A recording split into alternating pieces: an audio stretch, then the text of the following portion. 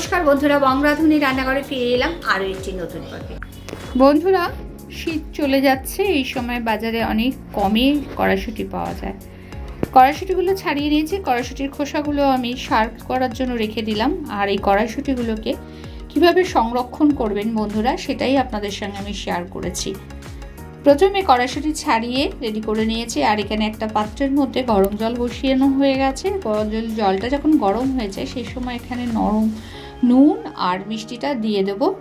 আর ওই জলটার মধ্যে নুন মিষ্টিটা মিশে গেছে যখন, তখন এবার দিয়ে দিলাম কড়াইশুঁটিগুলো দেখুন বন্ধুরা ভেসে উঠেছে।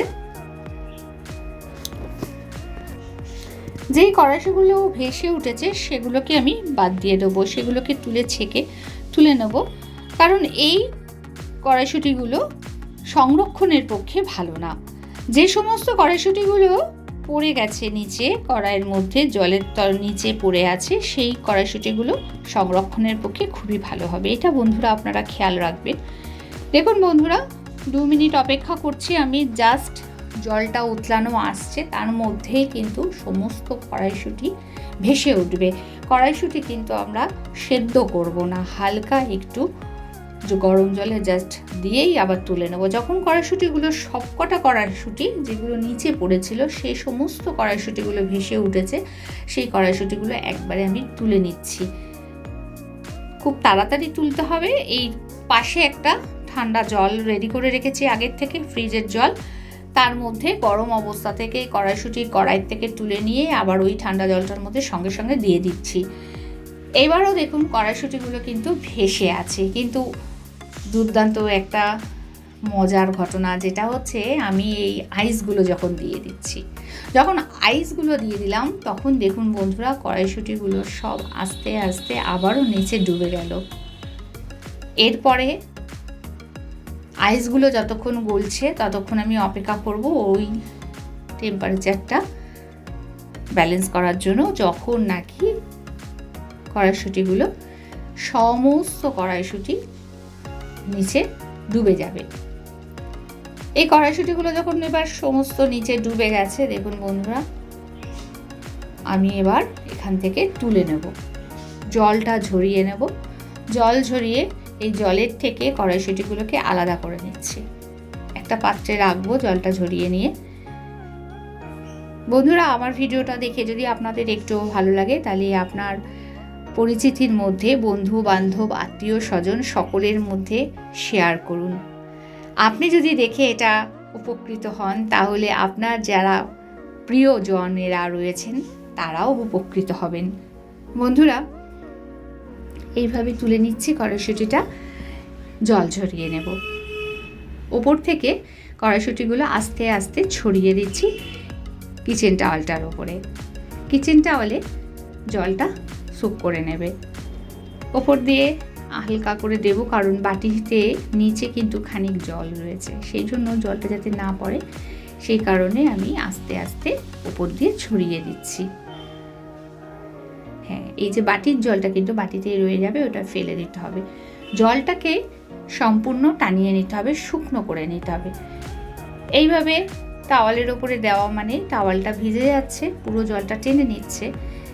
এরপরে ওপর দিয়ে আমি যদি আবার টিস্যু পেপার দিয়ে একটু টেনে নিই, তাহলেও এই জলটা টেনে নেবে। ঠিক এইভাবে এই করে নেব যাতে জলটা খুব তাড়াতাড়ি টেনে নেয়।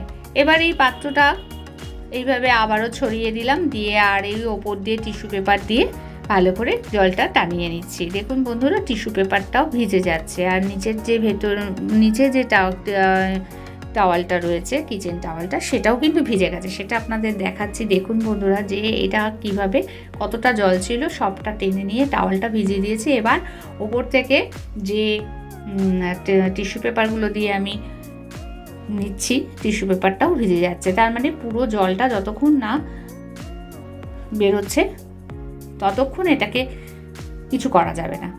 এই যখন এবার পুরো জল টেনে নিয়েছে, একটুও জল নেই, এই যে টিস্যু পেপারে দিয়ে ভালো করে যতক্ষণ না পুরো জলটা টানছে ততক্ষণ আমাকে এটা শুকনো করে যেতে হবে। শুকনো করে নেব খুব ভালো করে। ফ্যানের হাওয়াতে এবার রেখে দিতে পারেন, তাহলেও খানিকক্ষণ থাকার পর ওটা শুকিয়ে যাবে। দেখুন বন্ধুরা, টিস্যু পেপারটা একদম ভিজে ছোট্ট হয়ে গেছে, সমস্ত জলটা টেনে নিয়েছে, ড্রাই হয়ে গেছে, পুরো শুকিয়ে গেছে। এইভাবে খানিকক্ষণ ফ্যানের হাওয়ায় আপনারা রাখতেও পারেন, নাও রাখলেও হবে। আমি এত ভালো করেই ড্রাই করে নিয়েছি। এরপর এই যে অ্যালুমিনিয়াম ফয়েল যে প্যাকেটগুলো, এই যে ফয়েল প্যাকেটগুলো এর মধ্যে করে আমি স্টোর করে রাখবো।